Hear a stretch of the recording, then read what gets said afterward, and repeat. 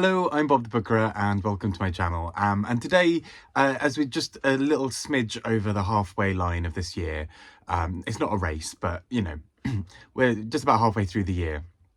I wanted to look at some of the books that I've been really enjoying this year so far, and also sort of some of the books that I'm really looking forward to. There is a very good tag that's the sort of mid-year freakout tag, but quite frankly, I don't think my brain can deal with too many prompts right now, so I'm just going to do a sort of simplified version of that. So first, let's talk a little bit about some of the books that I have loved so far this year, and three particularly stick out as being really memorable reads for very different reasons. Yes, as you'd have seen in the thumbnail, and also as is absolutely no surprise to anyone given how much I've spoken about this book, Praiseworthy by Alexis Wright I think still holds up as one of the most intriguing books I've read this year. A very short version of describing what it's about feels almost impossible, but essentially it's a really in-depth novel that explores Aboriginal lives in Australia, and does so through a kind of a narrative that sort of is both incredibly real and brutal and sort of straight down the line, but is also this sort of fantastical oral kind of culture sort of narrative sort of style of thing. It's a really wild beast of a book, and I think it's incredible. I think it does so many things that feel just utterly unique, and so focused, and it just has its own kind of way of approaching everything. It sort of feels like it kind of creates its own language and then keeps on sort of getting deeper and deeper into its own lore, which I just think is really incredible. Two others that have stuck with me really strongly from this year so far, for sort of slightly different reasons. And The Extinction of Irena by Jennifer Croft, I think is just a really groundbreaking sort of and fun play of this idea of narrative and translation and all these other things. So the core idea is that a group of translators for a sort of legendary Polish author are all gathered together when suddenly the author goes missing, and so the translators are trying to work out how to sort of find her.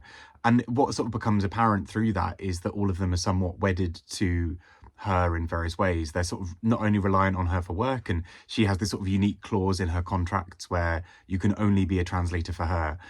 And so you've kind of got this set of translators who are essentially almost a mini cult, and the sort of breakdown of the relationships between them as they go.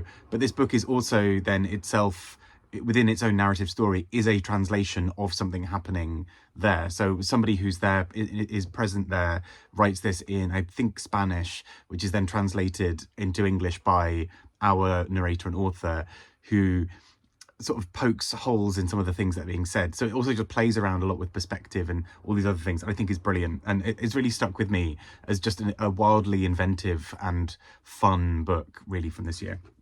And yeah, and also Ghost Mountain by Rónán Hession, I think has really stuck with me in several ways. It's a really quiet and spare book in many ways.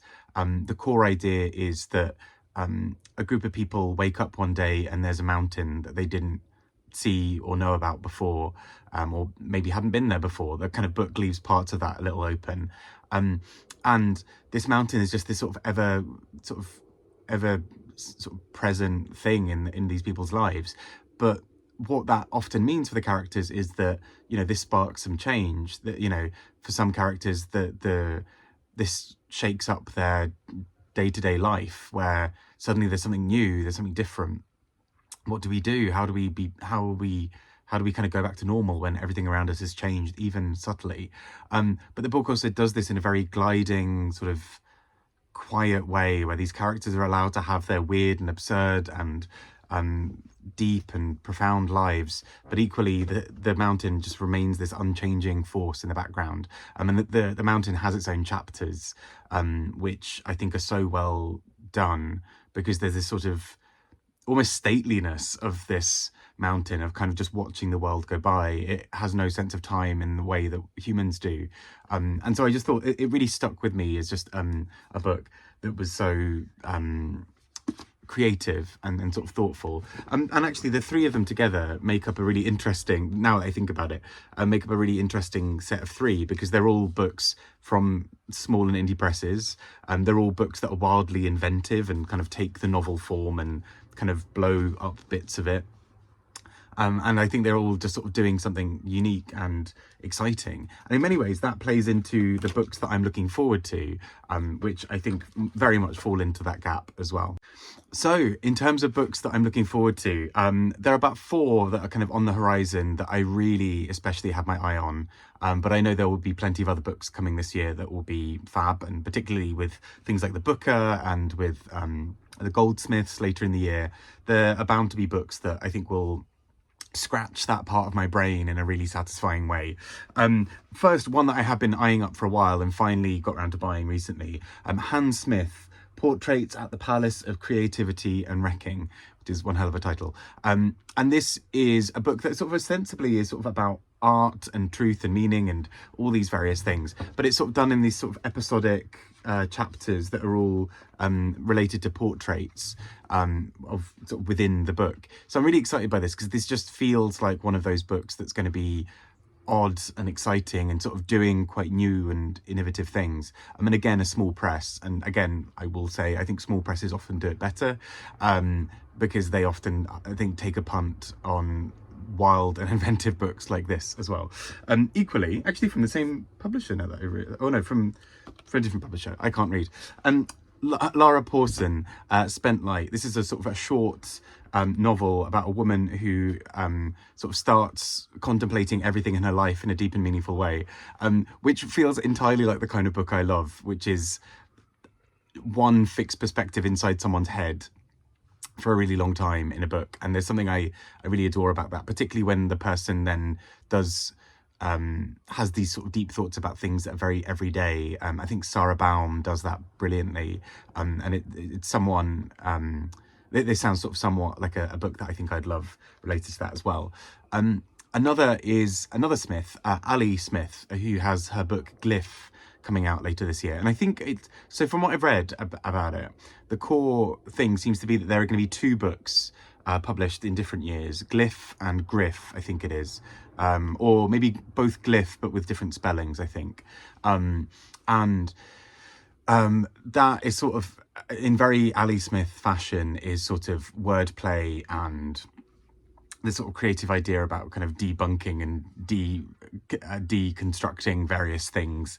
I think Ali Smith does this very, very well, where even I get the core idea of what she's aiming for with the novel a lot of the time, but actually just the ride of it is almost far more enjoyable. She could, I think, pretty much write out the contents of a phone book and I would find it captivating. I think she's just got such a unique way of looking at so many of these things. And finally, another book, also sort of experimental. Pretty much most of these are sort of experimental books by women, which seems to be very much the vibe I'm going in for this year and every year.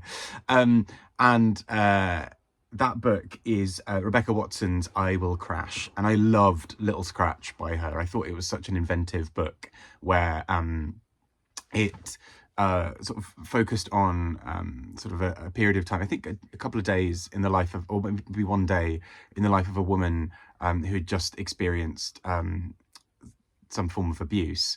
Really dark subject matter, but the book kind of used that to interrogate her thoughts and basically watch her thought patterns come in. And it was this sort of very scattered set of thoughts and often really overlapping voices within her head.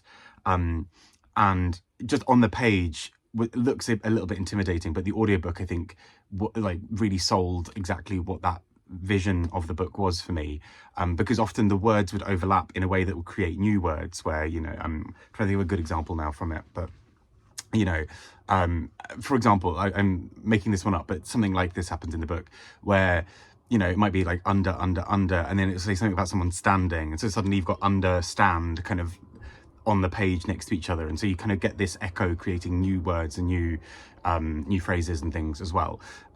So I Will Crash, from the sounds of things, does quite a lot of sort of playing around with similar sort of things textually, and I'm just really excited for it. And I think I basically by accident might be basically just saying the entire Goldsmiths shortlist for this year. It could well be, and I would not be angry if most of these books ended up on the Goldsmiths prize. But anyway, those are some of the books that I'm really, really looking forward to. We've got some other ones in there, like Richard Powers has a new book that I'm very excited for because I've enjoyed his last couple. I am just really excited to see what's out there. I think there are going to be a lot of really good books coming. I am slowly getting to the place where I think I might have the brain capacity to actually read some of those. I've been reading other things, but they've been definitely a little less experimental because I think my brain isn't quite there yet, but it will be. And I hope you're having a good year and that you've had some good books that you've been reading so far. What have been your kind of standout books so far this year? And yeah, what other books are you looking forward to that are coming out later this year?